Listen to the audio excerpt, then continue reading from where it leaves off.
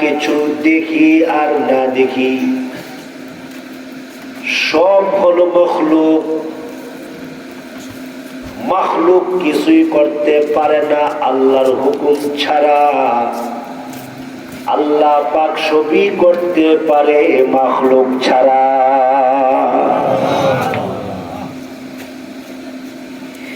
এই পৃথিবীতে যা কিছু দেখি আর না দেখি সবগুলা হলো সৃষ্টি।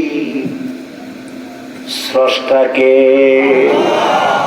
আঙ্গুল দিয়া বলো, স্রষ্টাকে। খাওয়াই কে, চালাই কে, ইজ্জতের মালিক কে, হেদায়েতের মালিক কে, আসমান এবং জমিনের মালিক আল্লাহ। এ যুবক, এই কথা যখন তুমি বেশি বেশি বলবা, আল্লাহর কসম তোমার ঈমান কোটি কোটি গুণে বেড়ে যাবে। এই জন্য তো কাটতি নেই পাবো, কাটতি নাও, কাটতি নাও মানে কি এগুলা বেশি বেশি বলো, কথা বুঝে নেই বলো। আল্লাহ কি না পারে? আল্লাহ সবই পারে। আল্লাহ তাআলার কাছে সব ক্ষমতা, আমাদের কাছে কোনো ক্ষমতা নাই। যদি থাকতো তাদেরকে কেউ পরিবর্তন করতে পারতো না। সব ক্ষমতার মালিক কে? আঙ্গুল দিয়া বলো না কে? আল্লাহ। সব ক্ষমতার মালিক আল্লাহ। আল্লাহ কাউকে ক্ষমতা দেয়, কারো কাছ থেকে ক্ষমতা ছিনায়া নেয়। এই জন্য আল্লাহ নবীকে দোয়া শিখাইছে। কি শিখাইছে? দোয়া শিখাইছে। কোরআন শরীফের একটা দামি দোয়া বলবো। আল্লাহুম্মা মালিকাল মুলক, বলেন বলেন। আল্লাহুম্মা মালিকাল মুলক তু'তিল মুলকা মান তাশা। এই ভূমণ্ডল নবমণ্ডল যা কিছু দেখেন আর না দেখেন সবগুলার মালিক কে? আল্লাহ। হে নবী, আপনি ঘোষণা দেন ভূমণ্ডল নবমণ্ডলের প্রতিপালক, লালনেওয়ালা পালনেওয়ালা শাসনকর্তা, এই যা কিছু দেখেন আর না দেখেন সবগুলোর পালন কর্তা একমাত্র আল্লাহ। আপনি ঘোষণা দিয়ে দেন সর্বভৌমত্ব এই মালিক হলো একমাত্র আল্লাহ। আল্লাহ যাকে খুশি তাকে ক্ষমতা দেন, আবার যাকে খুশি তার কাছ থেকে ক্ষমতা ছিনায়া নেন। 16 বছরের ক্ষমতা আল্লাহ 40 মিনিটে শেষ করে দিলে। কে করে? আঙ্গুল দিয়ে বলো না কে করে? আল্লাহ করে। সব কিছুর মালিক আল্লাহ। আবার কারো কাছ থেকে ক্ষমতা দেয়, আবার ক্ষমতা ছিনায়া দেয়। এই জন্য আল্লাহর রাসূল বলছেন, আমি আমার উম্মতকে একটা দোয়া শিখাইয়া দিয়া যাই, উম্মত যাতে দোয়াটা আদায় করে। হযরত উসমান রাদিয়াল্লাহু আনহু বলেন, নবী গো দোয়াটা কি? আল্লাহর রাসূল বলেন, দোয়াটা বড় দামি দোয়া।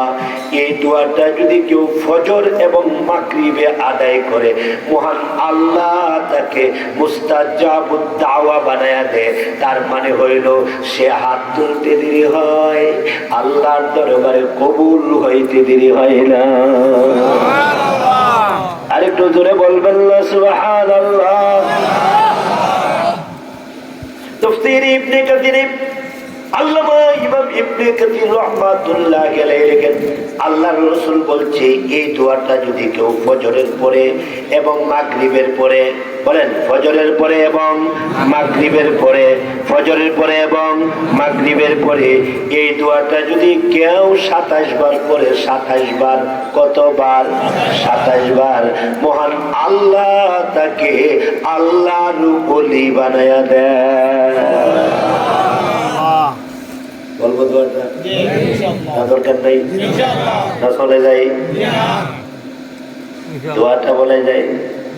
যুবক দোয়াটা ভালো করে শিখবি, ও বুড়া বাবা দোয়াটা ভালো করে শিখে নিবেন। এই বড় বড় আলেমরা আমার ডানে বাবু বসা, তাদের কাছ থেকে দোয়াটা শিখে নেবেন। দোয়াটা বলি, আল্লাহুম্মা গফিরলি, বলেন। এই পিছের তার আওয়াজ দিয়ে কইবা, এরা যারা রাস্তার ধারে রয়েছে লসে বলবা, লসে ভিতরে লসে বলবা। দামি কথা বলতেছি, কথা বলে না কিছু, দামি কথা বলতেছি না। হ্যাঁ পাইবেন পেয়ে দোয়াটা, আল্লাহুম্মা গফিরলি ওয়ালিল মুমিনিনা ওয়াল মুমিনাত ওয়াল মুসলিমিনা ওয়াল মুসলিমাত। ছোট্ট দোয়াটা যদি কেউ 27 বার পড়ো ফজর এবং মাগরিবে, তুমি আল্লাহর ওলি হয়ে যাইবা। এই জন্য পৃথিবীতে এমন কোন আল্লাহর ওলি নাই এই দোয়াটা ছেড়ে দেয়। এই দোয়াটা বুজুর্গরা ফজর এবং মাগরিবে আদায় করে। আল্লাহুম্মা গফিরলি ওয়ালিল মুমিনিনা ওয়াল মুমিনাত ওয়াল মুসলিমিনা ওয়াল মুসলিমাত। পড়েন আল্লাহুম্মা গফিরলি ওয়ালিল মুমিনিনা ওয়াল মুমিনাত ওয়াল মুসলিমিনা ওয়াল মুসলিমাত। আল্লাহুম্মা গফিরলি ওয়ালিল মুমিনিনা ওয়াল মুমিনাত ওয়াল মুসলিমিনা ওয়াল মুসলিমাত। যুবক তোমাদের কি এই দোয়ার অ্যাকশন কি একটু শোনায়া দেই? দোয়াটার অ্যাকশন কি একটু শোনায়া দেই? তাফসীরের কিতাব থেকে দোয়াটার অ্যাকশন কি তোমাদেরকে শোনায়া দিয়ে যা। যদি মনে রাখো জীবনে অনেক কাজ করতে পারবা। আর যদি মনে রাখো, আর যদি তুমি আমল করো, যদি একদিন শোনো মুস্তাকিম বিল্লাহ হামিদি ইন্তেকাল করেছে, এই ঘন্টা তো সবারই বাজবে, উনারও বাজবে, উনারও বাজবে, এই ঘন্টা সবারই বাজবে। মৃত্যুর ঘন্টা বুইয়া চিনে না, খান চিনে না, চৌধুরী চিনে না, তালুকদার চিনে না, ডিসি এসপি মন্ত্রী চিনে না। মৃত্যুর ঘন্টা সবারই বাজবে, মৃত্যু একদিন হতেই হবে। যদি শোনো মুস্তাকিম বিল্লাহ হামিদি ইন্তেকাল করেছে, আর তোমরা যদি এই দোয়াটার উপরে আমল করো, হয়তোবা আল্লাহ তাআলা তোমাদের আমলের ওসিলায় আমি মুস্তাকিম বিল্লাহ হামিদিকে আল্লাহ চিরতরে মাফ করে দিতে পারি। দোয়াটার অ্যাকশন শোনো। আমাদের নবী রাহমাতুল লিল আলামিন নিজেও দোয়াটার উপরে আমল করেছেন, সাহাবায়ে কেরাম আমল করতেন। দোয়ার অর্থ হলো, আল্লাহ তুমি আমারে মাফ করে দাও। আমিন বলেন না? জোরে বলেন না একটু আমিন। আল্লাহ তুমি আমার গুনাহ খাতাগুলো মাফ করে দাও। প্রত্যেকটা মুসলমানের গুনাহ, প্রত্যেকটা মুসলমান পুরুষের গুনাহ, প্রত্যেকটা মুসলমান নারীর গুনাহ তুমি মাফ করে দাও। প্রত্যেকটা মুমিন পুরুষের গুনাহ, প্রত্যেকটা মুমিনা নারীর গুনাহ তুমি মাফ করে দাও।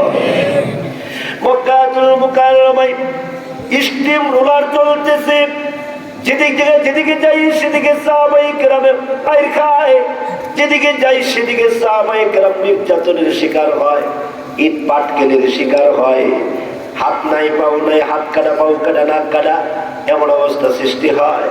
কঠিন একটা অবস্থা চলতেছে। আল্লাহর রাসূল রাহমাতুল লিল আলামিন মক্কাতুল মুকাররমায় গিয়া কান্দে আর কয়, আল্লাহ এই যে সাহাবীদের জমাত এসে পড়ছে, এরা এসে বলতেছে মাতা নাসরুল্লাহ ইয়া রাসূলুল্লাহ, আল্লাহর সাহায্য কবে আসবে? কবে আসবে আল্লাহর বিজয়? আপনারা বলছিলেন আল্লাহর সাহায্য আসবে, কোথায় আল্লাহর সাহায্য? হাত কাইতে পেলে, পাও কাইতে পেলে, নাক কাইতে পেলে হযরত ইয়াসির রাদিয়াল্লাহু তাআলা আনহুকে উটের পিঠে বেঁধে দেওয়া হয়েছে। উটের পিঠে বেঁধে দেওয়া হয়েছে, উটটাকে সামনের দিকে অ্যাডভান্স করে দেওয়া হয়েছে। হযরত ইয়াসির একবার খেজুর গাছের সাথে বাড়ি খায়, ক্ষেতের আইনের সাথে বাড়ি খায়, ক্ষেতের লাইনের সাথে বাড়ি খায়। মাথা দিয়ে রক্ত পড়ে, নাক দিয়ে রক্ত পড়ে, পেট থেকে রক্ত পড়ে, সারাটা শরীর আশ্রে যায়, সারাটা শরীর মুসরে যায়, সারা শরীর থেকে রক্ত বাগির হয়, চামড়া ছিঁড়ে যায়। আল্লাহু আকবার বলবো না? চামড়া ছিঁড়ে যায়, রক্ত বাগির হয়। তো এমন সাহাবীগুলা রাসূলের দরবারে এসে ডাক দিয়া কয়, মাতা নাসরুল্লাহ ইয়া রাসূলুল্লাহ, আল্লাহর সাহায্য কবে আসবে? আপনারা বলছিলেন আল্লাহর সাহায্য আসবে। আল্লাহর রাসূল ডাক দিয়া কয়, আল্লাহ আমি সাহাবীদেরকে কেমনে বুঝাইতাম, কিভাবে বুঝাইতাম? আল্লাহ তাআলা কোরআন শরীফের আয়াত নাযিল করে জানায়া দিলেন, আলা ইন্না নাসরুল্লাহি করিব। আল্লাহর সাহায্য অতি নিকটে। সুবহানাল্লাহ, জোরে কাজ। আল্লাহর সাহায্য অতি নিকটে। ওগো নবী বলে দেন আল্লাহর সাহায্য কাছাকাছি আছে, তোমরা একটু ধৈর্য ধারণ করো, যেভাবে সেফে থাকো একটু সেফে থাকো। আল্লাহ রাসূল বলে দিলেন, তোমরা যেমনে ভালো লাগে এইভাবে থাকো। আমি নিজেও নির্যাতনের শিকার, আমি নিজেও নির্যাতনের শিকার। সাহাবায়ে কেরামের একটা জমাত চলে গেলেন আবিসিনিয়ায়, নির্যাতন সহ্য করতে না পেরে আবিসিনিয়ায় চলে গেলেন। আবিসিনিয়ায় যারা গেছেন, ওই যে মক্কাতুল মুকাররমায় আইন জারি হয়ে গেছে, আইন জারি হয়ে গেছে। এই মক্কায় কেউ কালিমা পড়তে পারবে না, এ মক্কায় কেউ কালিমায়ে শাহাদাত পড়তে পারবে না, এ মক্কায় কেউ কোরআন পড়তে পারবে না। নাউজুবিল্লাহ বলবেন না? আইন করে দিয়েছে, কত বড় সাহস! আইন করে ফেলেছে। এ মক্কাতুল মুকাররমায় কেউ কোরআন তেলাওয়াত করতে পারবে না, কালিমা পড়তে পারবে না, কেউ কালিমায়ে শাহাদাত পড়তে পারবে না, কেউ জিকির করতে পারবে না, কেউ সুবহানাল্লাহ বলতে পারবে না, কেউ আলহামদুলিল্লাহ বলতে পারবে না, কেউ আল্লাহু আকবার বলতে পারবে না, কেউ লা ইলাহা ইল্লাল্লাহ বলতে পারবে না। আইন করে বলাইছে, যিনি আইন করছে উনি বড় শিক্ষিত, কাফেরদের মধ্যে অনেক বড় শিক্ষিত। ওনার নাম হলো আবু সুফিয়ান। আবু সুফিয়ান, যিনি পরবর্তীতে আল্লাহর নবীর শ্বশুর হয়ে গেছে। সুবহানাল্লাহ বলবেন না কিছু? সবকিছুর মালিক কে? মনে আসেনি কথাটা? এই কথাটা মনে রেখে, সবকিছুর মালিক আল্লাহ। ওই আবু সুফিয়ান আইন করছে, আল্লাহর কি মর্জি, আবু সুফিয়ানের মেয়ে উম্মে হাবিবা কালিমা বলে মুসলমান হয়ে গেছে। যেখানে বাঘের ভয় ওইখানে রাত হয়। আবু সুফিয়ান আইন পাস করছে, কেউ কালিমা পড়তে পারবে না। আর ওই দিক দিয়ে আল্লাহ তাআলা আবু সুফিয়ানের ঘরে আবু সুফিয়ানের মেয়ে উম্মে হাবিবাকে আল্লাহ কালিমার দৌলত দান করছে। সুবহানাল্লাহ। কালিমার দৌলত সবাই পায় না, কালিমার দৌলত আল্লাহ সবাইকে নসিব করে না, ঠিক কিনা জোরে কয়? আল্লাহ যাকে ভালোবাসে তাদের কালিমার দৌলত দেয়, আবার যাকে ভালোবাসে কালিমার দৌলত দিয়াও আল্লাহ তারে নাস্তিক বানায়া দেয়। কথা বলে না কিছু? উম্মে হাবিবা কালিমা পড়ে মুসলমান হয়ে গেছে। স্বামী দিকে একা, আপনিও মুসলমান হয়ে যান, স্বামীও কালিমা পড়ে মুসলমান হয়ে গেছে। সুবহানাল্লাহ। নির্যাতনে কঠিন অবস্থায় আর মক্কায় না থেকে তারা চলে গেছে ওই বাদশা নাজ্জাশীর এলাকায়, সে আবিসিনিয়া চলে গেছে। তারা স্বামী স্ত্রী দুজন চলে গেছে, দুজন চলে গেছে। ভাইয়ের আমার, হেদায়েতের মালিক কে? আল্লাহ। দুজন চলে গেছে, তো দুজন উম্মে হাবিবা রাদিয়াল্লাহু আনহা বলেন, আমি সব সময় আল্লাহুম্মা গফিরলি ওয়া লিল মুমিনিনা ওয়াল মুমিনাতি ওয়াল মুসলিমিনা ওয়াল মুসলিমাত, এই দোয়া আমি ছাড়ি না। সুবহানাল্লাহ। এই দোয়া আমি কোনোদিন ছাড়ি না।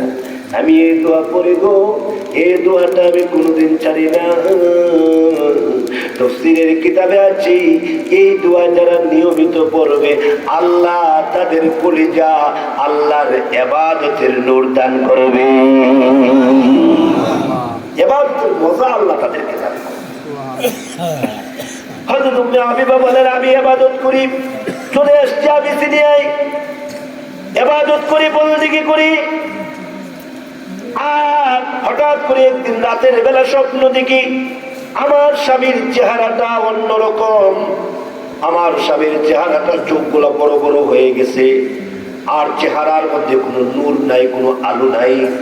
উম্মে হাবিবা ঘুম থেকে উঠে ডাক দিয়া কয়, ইন্না লিল্লাহ, স্বপ্নটা কি দেখলাম? মনে হই আমার স্বামীটা নিয়ে আবার সে নিয়ে আবার মুরতাদ হয়ে যায়, সে নিয়ে আবার খ্রিস্টান ধর্ম গ্রহণ করে ফেলায়। আল্লাহর মর্জি বোঝা যায় না। আল্লাহ তাআলা হেদায়েত দিয়াও হেদায়েত ছিনায়া দিয়ে গেছেন। এই জন্য আল্লাহর রাসূল বলেন, তোমরা দোয়া করবা, রব্বানা লা তুযিগ কুলুবানা বা'দা ইদ হাদাইতানা ওয়া হাব লানা মিন লাদুনকা রাহমাতান ইন্নাকা আনতাল ওয়াহ্হাব। এই দোয়াটা নিয়মিত পড়ো তোমরা। এই দোয়া যারা নিয়মিত পড়ে তাদেরকে আল্লাহ হেদায়েতের উপরে থাকার তৌফিক দান করে। এই দোয়া যারা নিয়মিত পড়ে না আল্লাহ তাআলা তাদেরকে পরীক্ষা নেই।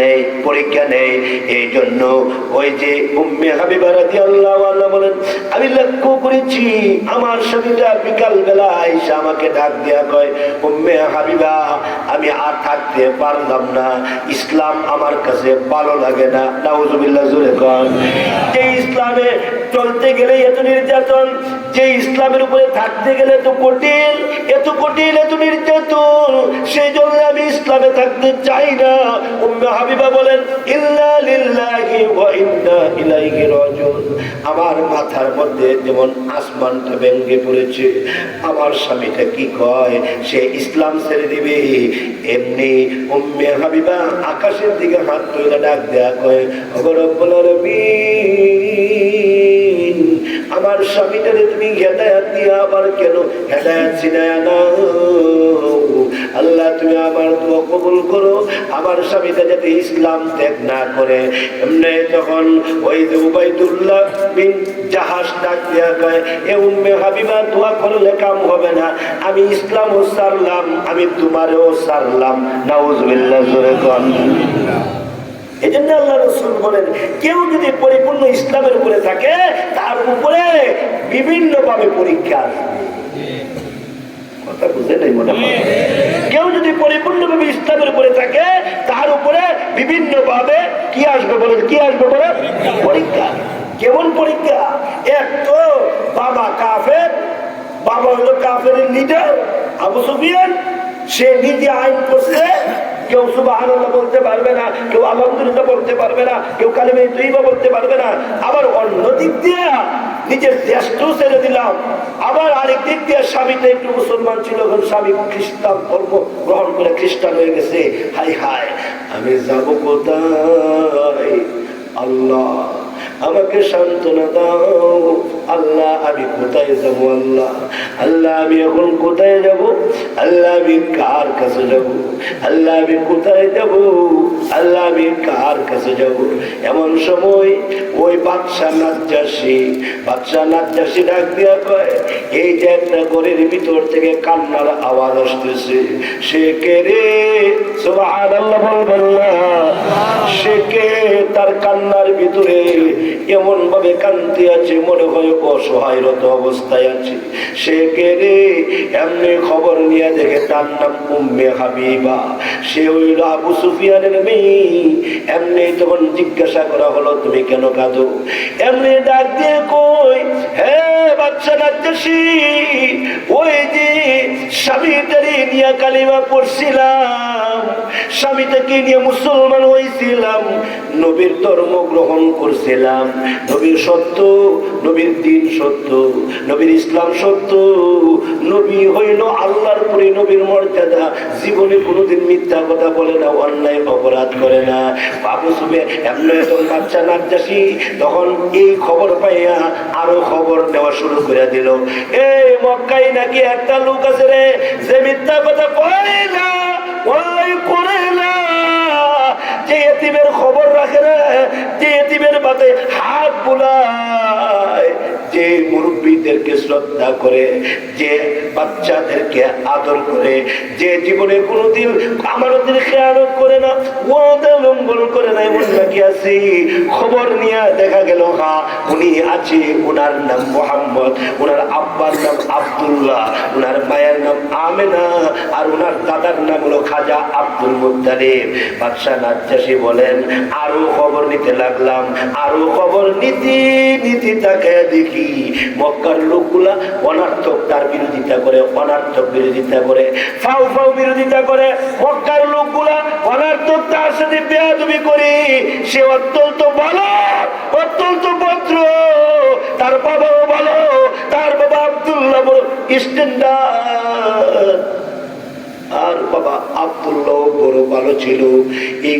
এই সিফত আওসাফ গুলা শুই না বাদশা নাজ্জাশী কয়, আমি মুহাম্মদুর রাসূলুল্লাহকে না দেখা তোমরা সাক্ষী থাকো, আমি তার উপরে কালিমা পড়ে মুসলমান হয়ে গেছি।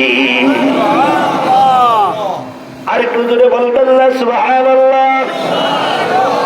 আল্লাহর নবীকে দেখেন নাই, নবীজির কাছে আসেন নাই, নবীজি দূরে, বাদশা নাজ্জাশী দূরে, মাঝখানে কত শত শত মাইল ব্যবধান।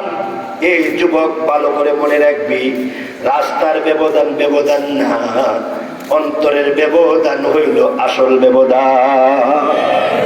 ঠিক কিনা দূরে কা ইমাম সাহেব বলতেছে, হুজুর গত বছরের আগের বছর আপনি দাওয়াত রাইখা আসতে পারেন নাই, আপনি উমরায় চলে গেছিলেন, ওই যে মনে রাখছে, আপনাদের মনে আসেনি? কেন?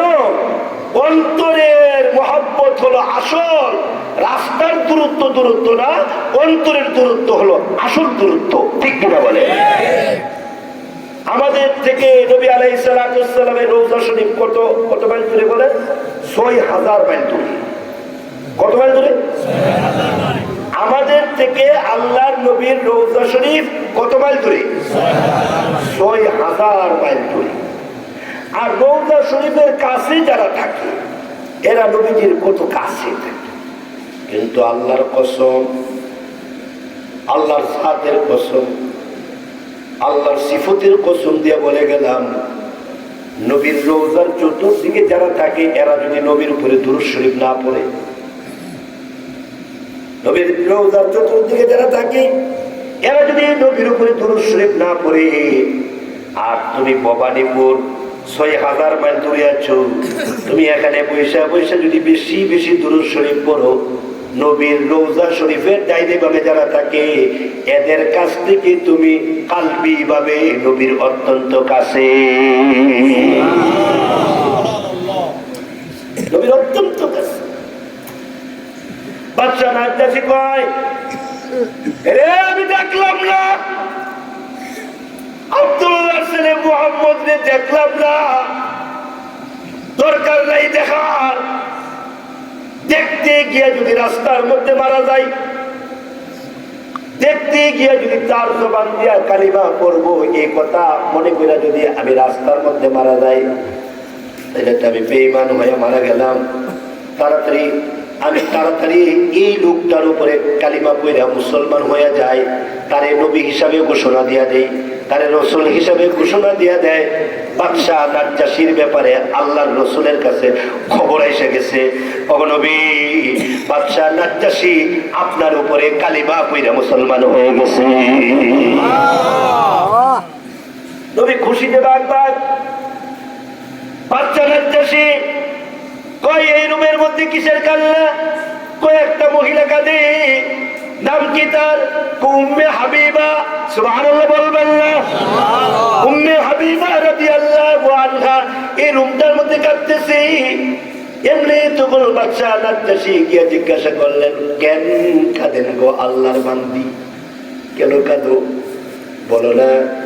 এমনি তখন উম্মে হাবিবা কান্দে আর কয়, অনেক কষ্ট কইরা মুসলমান হয়েছি, স্বামীটারে মুসলমান বানাইছি, বাবার ঘরটা ছেড়ে দিছি, মক্কা শরীফটা ছেড়ে দিছি, হিজরত করে চলে আসছি, কষ্ট কারে কয়।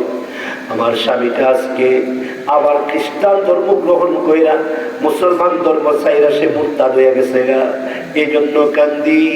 আমি কার কাছে যাইব, আমি কার কাছে থাকবো, আমার কে সান্ত্বনা দিবে? আল্লাহু আকবার বলবেন না? জোরে বলবেন না? জোরে বলবেন না? আল্লাহু আকবার। যুবক বলো তো দেখি, আমাদের আশ্রয় যিনি দিবে উনি কে? আমাদের আশ্রয়ের মালিক কে? আল্লাহ। আমাদের আশ্রয়ের মালিক মহান আল্লাহ। বাদশা নাজ্জাশী খবর পাঠাইয়া দিল, ওই দিক দিয়ে আল্লাহর নবী মক্কা ছেড়ে দিয়েছেন, মক্কাতুল মুকাররমা ছেড়ে দিয়েছেন, আল্লাহর নবী মদিনাতুল মুনাওয়ারায় চলে গেছেন গা। বাদশা নাজ্জাশী খবর পাঠাইছে, পয়গম্বর গো, ওগো পয়গম্বর, আপনার কাছ থেকে যারা আসছে এর মধ্যে একজন মহিলা, তার স্বামী সহ সে কালিমা পড়ে মুসলমান হইছে, কিন্তু তার স্বামীটা এখন মুরতাদ হইয়া গেছে গা। আল্লাহর নবী খবর লইলেন, যে কে রে, দেখি তাকে দেখেন আবু সুফিয়ানের মেয়ে উম্মে হাবিবা। আল্লাহর রাসূল উম্মে হাবিবার জন্য চোখের পানিগুলো ছেড়ে দিয়েছেন।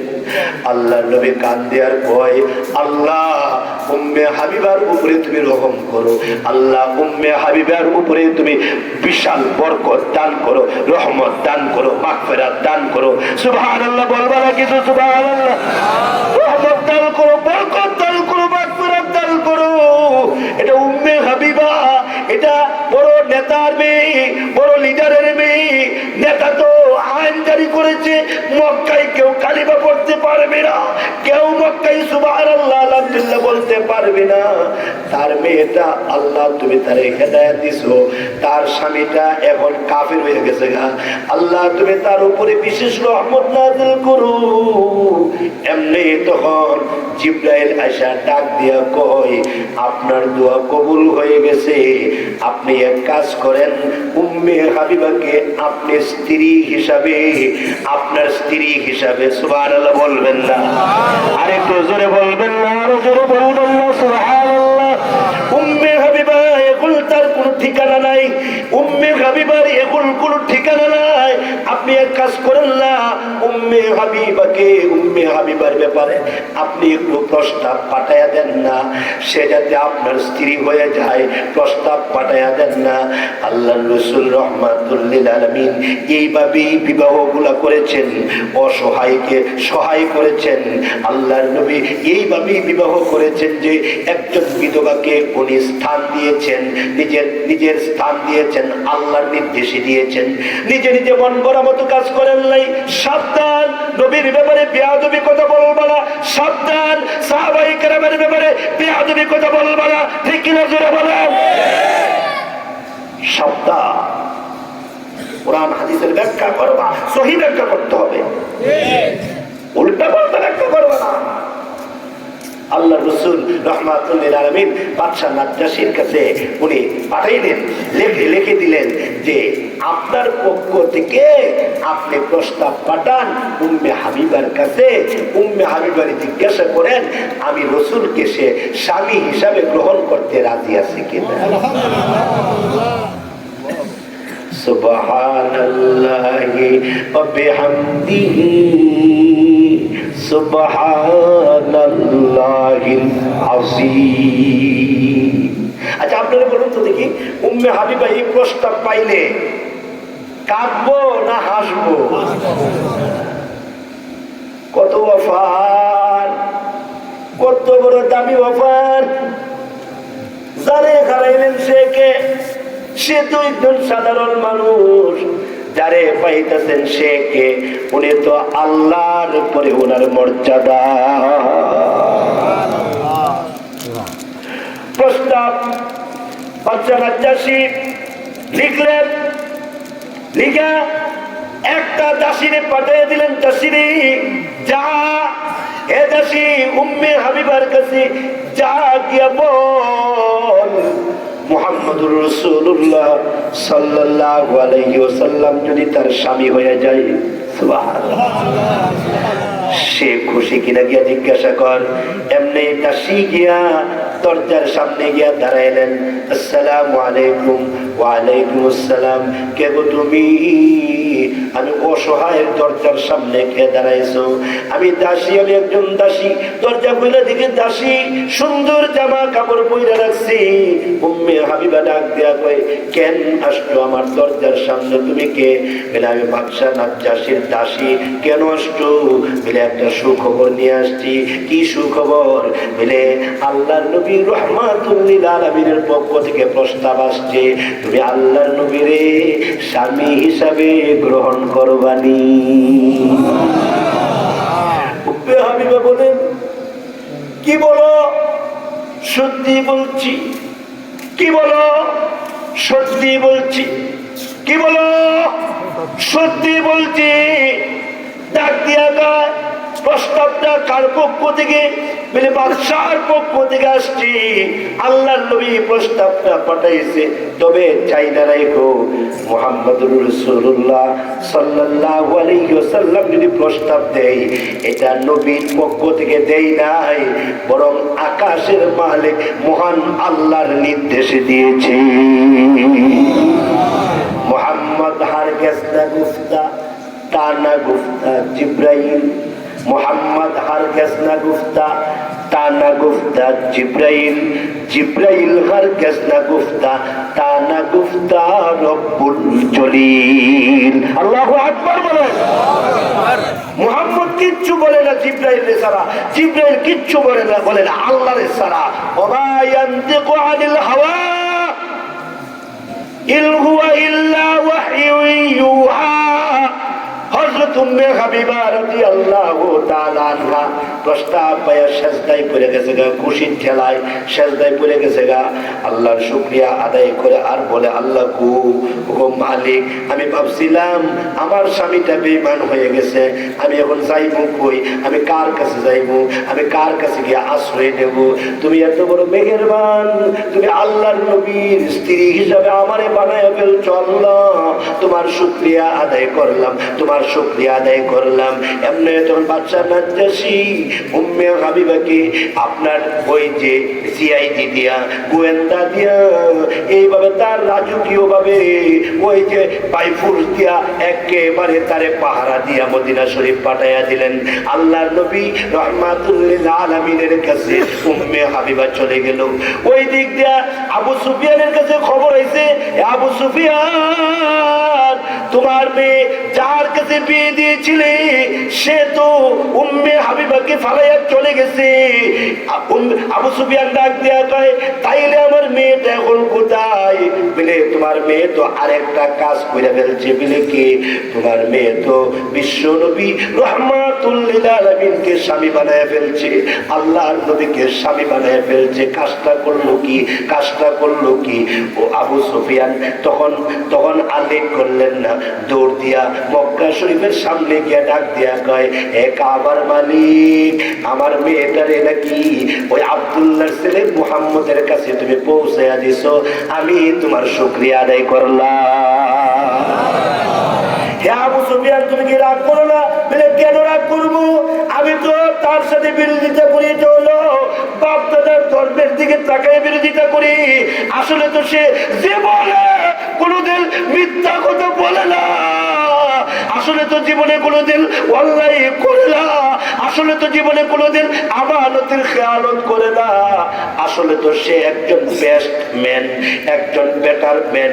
তার মতো এরকম একজন ভালো আর কেউ হতে পারে না।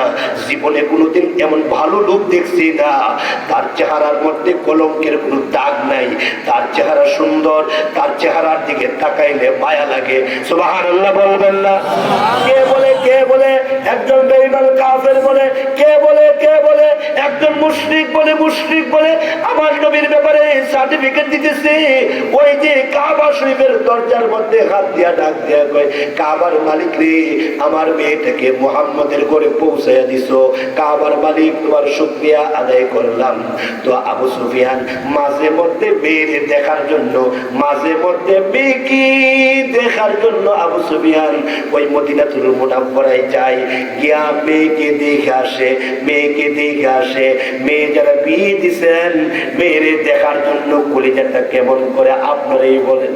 আবু সুফিয়ান মেয়েরে দেখতে গেলেন, একদিন দেখতে গেলেন, গিয়ে দরজার সামনে গিয়া ডাক দেয়া কয়, মা উম্মে হাবিবা, ঘরে যদি মুহাম্মদ থাকে তাইলে আমারে ঘরে ঢুকায়ও না। আমি মুহাম্মদের সাথে বিরোধিতা করি, কিন্তু মুহাম্মদের আখলাক বড় ভালোবাসি। আখলাক বড় ভালো, আখলাক বড় ভালো। এমনি উম্মে হাবিবা ডাক দিয়া কয়, আব্বু আল্লাহ রসুল ঘরে নাই, আল্লাহ নবী ঘরে নাই। দরজা খুলে দিলেন, ইস্তেকবার দিলেন, অভ্যর্থনা দিলেন।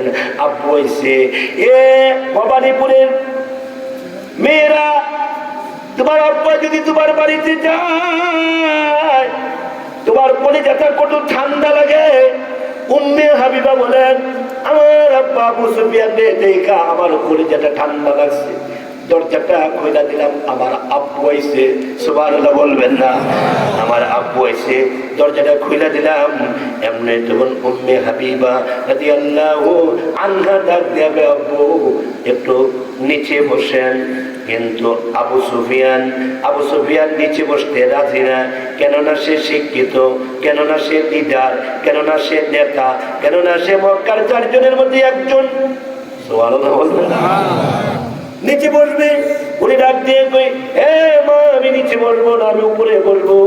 এমনি তখন আল্লাহর নবী রাহমাতুল লিল আলামিনের যে বিছানা আছে, ওই বিছানার মধ্যে যখন আবু সুফিয়ান বসার চেষ্টা করলেন, উম্মে হাবিবা ডাক দিয়ে, আব্বু একটু দাঁড়ান, একটু দাঁড়ান। সুবহানাল্লাহ বলবেন না? আব্বু একটু দাঁড়ান, একটু দাঁড়ান, একটু দাঁড়ান, একটু দাঁড়ান বইলা এইভাবে নবীজির বিছানার চাদরটা উপরে উঠাইয়া ফেলছে। আল্লাহু আকবার বলেন। আমি এসে আপনার বাসায়, কথা বোঝেননি আপনি? আমি এসে আপনার বাসায়, সে ঢাকা থেকে। আমি বিছানায় যদি বসতে যাই আর আপনি যদি চাদরটা উপরে উঠাইয়া ফেলেন, চাদর উঠাইয়া আমারে যদি খালি চৌকির মধ্যে বসতে দেন, আমি খুব খুশি হব, কষ্ট পাবো না? আর এটা যদি আমার আব্বা হয়, কেমন কষ্ট পাইব? এটা যদি আপনার আব্বা হয়, আপনার আব্বা কত বড় কষ্ট পাইব। আবু সুফিয়ান ডাক দেয়া কয়, উম্মে হাবিবা, এ উম্মে হাবিবা, বিছনার চাদরের যোগ্য কি আমি না? আমি কি একটা বিছানার চাদর পাইতে পারি না? আমি কি বিছানার চাদরটার মধ্যে বসতে পারি না? এ উম্মে হাবিবা, তুই না আমার মেয়ে? আল্লাহু আকবার বলেন না? তুই না আমার মেয়ে? কাজটা করলি কি? আমারে বেউজ্জতি করছিস কেন? আমারে বেউজ্জতি করছিস কেন? একটু বড় বেউজ্জতি কি পৃথিবীর কোনো মেয়ে তার বাবারে করে না? তুই সারা পৃথিবীর কোনো মেয়ে তার বাবারে এত বড় বেউজ্জতি করতে পারে না। মা, তুই কাজটা কি করলি? কলিজায় লাগছে, অন্তরে আঘাত লেগে গেছে গা। উম্মে হাবিবা ডাক দেয়া, আপু আঘাত নিলে কি করবো আব্বু? আল্লাহর জাতের কসম দিয়া বলি, আপনি আব্বা থেকে আল্লাহর নবীকে আমি উম্মে হাবিবা কোটি কোটি গুণে বেশি মহব্বত করি। এটা আল্লাহর নবীর বিছানা। আল্লাহু আকবার। এটা আল্লাহর নবীর বিছানা। বিছানাটা এটা আল্লাহর নবীর বিছানা। আর আপনি হলেন নাপাক। ইন্নামাল মুশরিকুনা নাজাস। সব মুশরিকরা নাপাক, সমস্ত বেঈমানরা নাপাক, সমস্ত কাফেররা নাপাক, আপনি তো নাপাক। আল্লাহ কোরআনে বলছে আপনি নাপাক, আপনার শরীর পাক না, পবিত্র না। আল্লাহর নবীর বিছানাটা, এটার দাম আল্লাহর আরশে আজিম থেকে বেশি। আল্লাহু আকবার বলেন। এটা নবীজির বিছানা, এটা সাধারণ মানুষের বিছানা না, এটা আমার বিছানা না, এটা নবীজির বিছানা। এই বিছানার মধ্যে জিবরাইল বসার সাহস পায় না, এই বিছানার মধ্যে মিকাইল বসার সাহস পায় না। এই বিছানাটার দাম অনেক বেশি, এই বিছানাটার দাম আল্লাহর আরশে আজিম থেকে এই বিছানাটার দাম বেশি। ওগো আব্বু, ওগো আব্বু, আপনি মাইক করেন না, এটা সাধারণ বিছানা নয়, এটা আল্লাহর নবীর বিছানা। এই বিছানায় আমি কোনো কাফেরকে বসতে দিতে পারি না। আল্লাহু আকবার বলেন। কোন বেঈমানকে এই বিছানায় বসতে দিতে পারি না। বেয়াদবি মাফ করবেন আব্বু। উম্মে হাবিবার কথা শুনিনা আবু সুফিয়ান চোখের পানিগুলা ধরে রাখতে পারতেছেন না। আবু সুফিয়ান ফুপায়া ফুপায়া কান্না শুরু করে দিলেন। 2 নাম্বার ব্যাখ্যা হইল, আব্বু আল্লাহর নবী এই বিছানাটার মধ্যে আল্লাহর নবী আর আমি থাকি, আমি বিছানার পবিত্র রাখবো, এটাই তো আমার ইমানি দায়িত্ব। আর বাংলাদেশের মহিলারা স্বামী বিদেশ থাকলে তারা বিছানা পবিত্র রাখে না, তারা বিছানাটা অপবিত্র কইরা ফেলায়। আমি হইলাম উম্মাহাতুল মুমিনিন, আল্লাহর নবীর স্ত্রী, আমি হইলাম আল্লাহর নবীর স্ত্রী। আল্লাহু আকবার বলবেন না? আমি আল্লাহর নবীর স্ত্রী। কিয়ামত পর্যন্ত যত মুসলমান আসবে সব মুসলমানরা আমারে আম্মা কইয়া ডাকবো, আম্মা কইয়া ডাকবো। আল্লাহু আকবার বলেন। আমারে কইবো আম্মা। ওই যে মুস্তাকিম বিল্লাহ হামিদি বলবে আম্মা জান উম্মে হাবিবা, এই হুজুর বলবে আম্মা জান উম্মে হাবিবা, উনি বলবে আম্মা জান উম্মে হাবিবা। আমি সমস্ত মুসলমানদের মা, আমি সমস্ত মুসলমানদের মা, আমি সমস্ত ইমানদারদের মা। আমার বিছানার মধ্যে একজন নাপাক ব্যক্তিকে বসতে দিতে পারি না। গেল 2 নাম্বার। 3 নাম্বার হইল, ওগো ওগো আব্বা, এই বিছানাকে জিবরাইল আলাইহিস সালাতু সালাম অনেক সম্মান করে, অনেক ইজ্জত করে। এটা 3 নাম্বার। এমনি আবু সুফিয়ান এমনি তখন কান্না শুরু করে দিলেন, হাতগুলা সামনের দিকে বাড়াইয়া দিলেন, বাড়াইয়া ডাক দিয়া কয় উম্মে হাবিবা, এ উম্মে হাবিবা, লেট করিস না, তোর বয়ানটা আমার কলিজায় লাগছে। আল্লাহু আকবার। এ উম্মে হাবিবা, তোর ভাষণটা আমার দিলের মধ্যে লাগছে, তোর কথাগুলো আমার কলিজায় লাগছে, লেট করিস না, আমি আর মক্কায় যাবো না, আমি আর মক্কাতুল মুকাররমায় যাবো না, আমারে তাড়াতাড়ি নিয়ে যাও বিশ্ব নবীর দরবারে। বিশ্ব নবীর দরবারে নিয়ে যাও।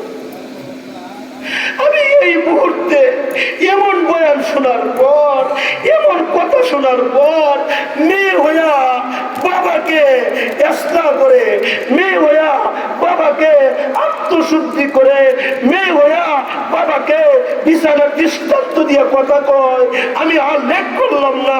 উম্মে হাবিবা আল্লাহর রাসূলের জবান মুবারকের মাধ্যমে তাড়াতাড়ি আমাকে কালিমা পড়ে মুসলমান বানায়া দে। সে আবু সুফিয়ান মুসলমান হয়ে গেছে। আল্লাহ কোরআন শরীফে বলেন, কি বলেন? ইন্নাকা লা তাহদি মান আহবাবতা ওয়ালাকিন্নাল্লাহা ইয়াহদি মান ইয়াশা। হে নবী, আপনি যাকে ভালোবাসবেন তাকে আপনি হেদায়াত দিয়ে দিবেন। আবু তালেবকে আপনি ভালোবাসেন দিবে হেদায়াত দিয়ে দিবেন না, হেদায়াত আপনার হাতে না। হেদায়াত কার হাতে? ইজ্জত আপনার হাতে না, ইজ্জত কার হাতে? রহমত আপনার হাতে না, রহমত কার হাতে? বরকত আপনার হাতে না, বরকত কার হাতে? মাগফিরাত আপনার হাতে না, মাগফিরাত কার হাতে?